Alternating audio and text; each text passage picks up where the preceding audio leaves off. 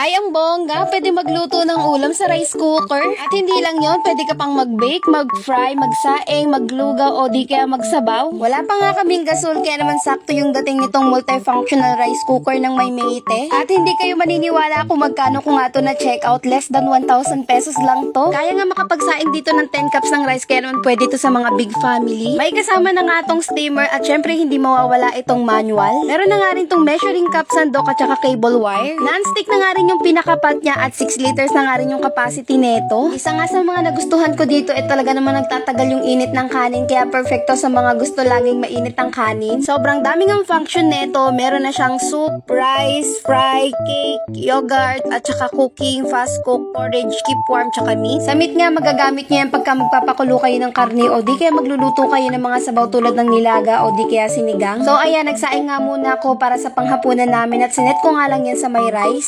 Pagkaluto nga ng kanin, sinunod ko namang magluto ng ulam. Sinet ko nga lang din to sa cooking. Mas have nga to sa ating mga mamis pagka naubusan nga tayo ng gasol tapos wala pa tayong pambili. O siya, kung nagustuhan mo nga rin, click the yellow basket.